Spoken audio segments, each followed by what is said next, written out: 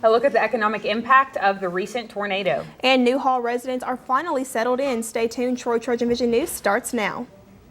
From the High Definition Production Center of Troy University's Broadcast and Digital Network at Troy, Alabama's International University, this is TrojanVision News. Hello and welcome to TrojanVision News for August 17th, 2015. I'm Sarah Singletary. And I'm Jordan Elston. Thank you for joining us this evening. Troy's Walmart reopened over the weekend after being closed for over a week due to a tornado that struck the store and neighboring Hibbett Sports. Samantha Charles takes a look at the economic impact on the brief closure had on the city. The recent tornado that damaged both Walmart and Hibbett Sports had a major economic impact on the city of Troy, closing multiple stores and leaving many employees without a job. Well, certainly Walmart is the most widely known retailer in the world, and certainly because of their pricing and convenience, they're the most used retailer in the world. So, and that's certainly the case here in Troy. So, as new students coming back in for this fall semester, as well as children getting ready to go to school, K through 12, and different folks, and then just people on their everyday shopping habits, it had a great effect on all of them because so many people use Walmart on a daily basis. The timing could not have been worse. Certainly, it couldn't have been from a retail standpoint. It probably couldn't have been any worse timing other than probably the tax-free weekend is the biggest weekend Walmart has. It's a non-holiday. Many residents have been traveling out of town to get their necessities. However, Mayor Reeves is urging them to continue shopping locally. Well, it's certainly we hope that most people try to stay local and buy certain things, but certainly I'm sure some people left town to go buy things that they needed to buy. So that would have a huge impact on us from an economic standpoint. Anytime dollars are spent outside of Troy, it impacts our economy in a negative way. Walmart is partially reopened with their grocery side of the store ready for business. Samantha Charles, Troy, TrojanVision News. Only the grocery side of the Walmart is open. Reeves says it could be months before the entire store reopens. Some Troy University students had a new place to live at the start of the fall semester, but it wasn't just new to them, it was new to everyone on campus. Residents of the new dorm are getting used to their new home. Coming off just over a year's worth of demolition and construction, New Hall is now completely full with residents. Both private and double rooms come with a full-size bed, 42-inch television, and private bathroom. Each wing of the building also has its own tornado shelters, and the area joining the two sides of the building will serve as a common area and study room. And although construction in some areas is incomplete, one resident is looking forward to enjoying the finished product. Well, my favorite part about living in the new residence hall is it's a lot of technology, and they're having a new lobby type thing for all the students that live here. They have like study areas and just a place to like hang out, so that's going to be really cool. New Hall is only a short walk away from both Trojan Dining and most academic buildings. One resident says she enjoys the convenient location. It's really nice. Most of my classes are right here in Patterson, so I literally just have to walk across the parking lot. And then it's like close to Saga, so if I ever get hungry, I just have to walk across the street. Some upperclassmen were lucky enough to score a spot in the new residence hall. One resident shares with us what she believes is the biggest difference between New Hall and other on-campus housing. The biggest difference to me is probably not sharing a bathroom. Like, I lived in Hamel and I had to share with like an entire hall. That was horrible. And then in Shackelford, you had to share with like 2 other people. And like here, you don't have to do that. So that's really nice. The new hall replaced longtime dorm Alumni Hall, which stood in the same place the new dorm now resides. One organization is using frozen treats to break the ice when it comes to getting involved. Miss Elite Society was on the social quad getting to know potential elite members as well as giving out information. Casey Freeman has the details. Do you guys want a popsicle or some ice cream? On a hot summer day, who can't resist a popsicle?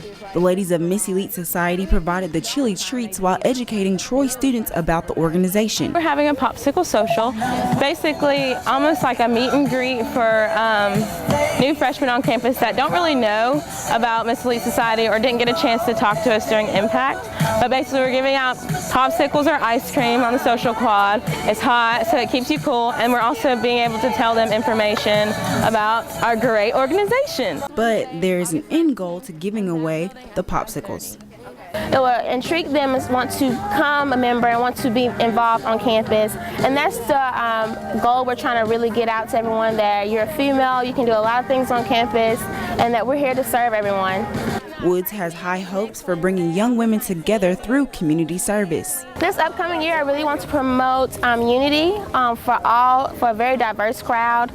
We do tend to have majority African American females, but I want to break that barrier. Just let everyone know, if you're a female of any race, any color, we're welcoming you. And if you have a big serving heart, we're just glad to have you here and join the organization. Although people join Miss Elite for several different reasons, one member talks about her experience in Miss Elite Society. Well, personally, I joined Miss Elite Society my freshman year, so it meant a new way to meet new people. I've actually met my best friend in Miss Elite Society, which is kind of like cliche, but also it stands for motivating and instilling sophisticated students into an elite society. And I feel that personally it has made me become a more sophisticated person. It has made me grow. Casey Freeman, Troy, TrojanVision News. The first Miss Elite meeting will be held this Wednesday at 5:30 p.m. in Bibb Graves, room 129. And now taking a look at news from around the state.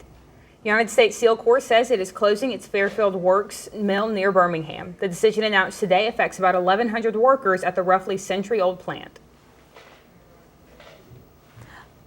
Authorities say one person is dead and another remains missing following a Florence area boating accident that also injured 6 others. 79-year-old Catherine Elcom died after a pontoon boat carrying Elcom and 7 others was hit by a barge Saturday night on Wilson Lake in Lauderdale County.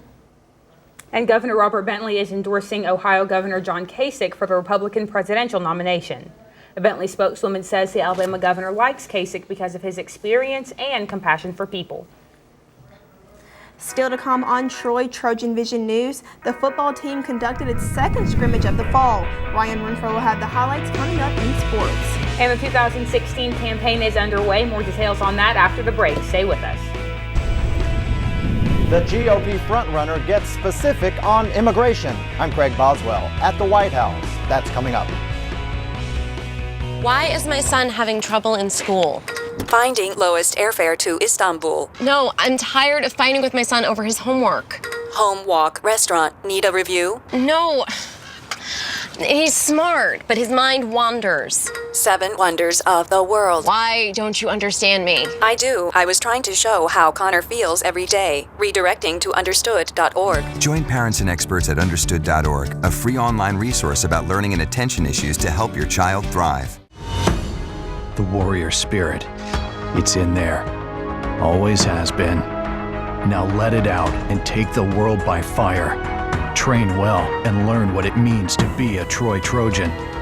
Walk with confidence, conquer, claim territory, and climb ladders.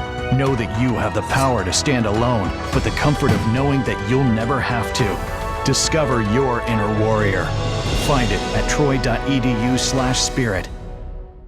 Now, the latest in Trojan sports on Troy TrojanVision Midday. Troy men's basketball head coach Phil Cunningham announced today his team's non-conference schedule for this season. November 19th highlights the non-conference matchups as in-state rival UAB travels to Trojan Arena, coming off an NCAA appearance in the tournament last season. The Trojans' home opener will be against Reinhardt on November 15th. The team will wrap up its non-conference schedule in Oxford, Mississippi against Ole Miss, who is also coming off an NCAA tournament appearance. The college football season is fast approaching, and the Trojans are starting to fine-tune their roster. The team scrimmaged for the second time this fall on Saturday. Khadijah Torbert has the highlights straight from Veterans Memorial Stadium. Inside Veteran Memorial Stadium Saturday night, the second scrimmage of the fall camp kicked off with great energy in support of the Troy University football team. We kicked it off at 6 o'clock tonight. Guys had really good energy. I think part of that's because we're under the lights. The other part of that is because we had a really good turnout, really good energy within the stadium tonight.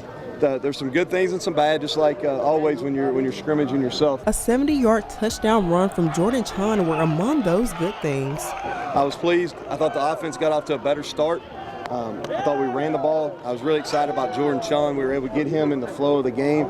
Thought he did some really good things running the ball. He wants to get me into like a rhythm to see how I do, and I think that's what really contributed. Back my senior year, probably the last time I think I had a 70-yard run. A lot of the big plays coming from both the offense and the defense were from the guys who are underclassmen. Well, we have a lot of older guys who've already made their mark here at Troy.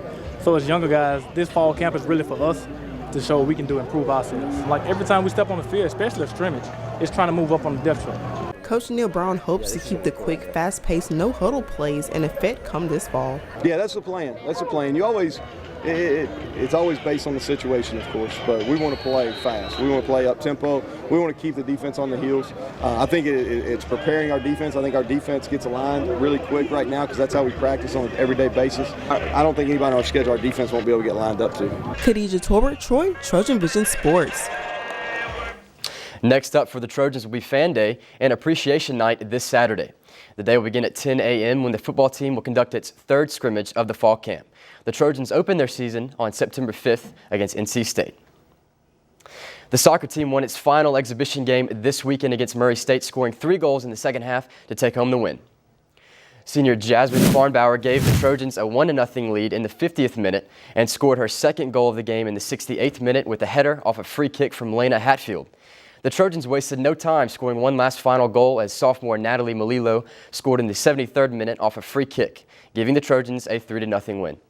Head coach Jason Hamilton is happy with his team's performance. We knew at halftime we just made a couple minor adjustments and told the team it's coming, and once we get one it should open up, and I think the second half we saw that. We were all over them again. Most of the play was down in their half, and as soon as we got that first goal it kind of opened up a little bit. So we're extremely happy on the offensive side of things of how that game turned out. Troy will open its regular season this Friday at 7 p.m. against Gardner-Webb at the Troy Soccer Complex. Junior golfer Jared Betcher teed it up today at the 115th U.S. Amateur Championship at Olympia Fields Country Club in Illinois. Betcher won the qualifier at Deerfield Golf Club in Canton, Mississippi with the 2 under 40. The tournament will feature 36 holes of stroke play over Monday and Tuesday, and the winner of the U.S. Amateur will receive an invitation to play in all of the major tournaments except for the PGA Championship, and the runner-up will receive an invitation to compete in the Masters and the U.S. Open.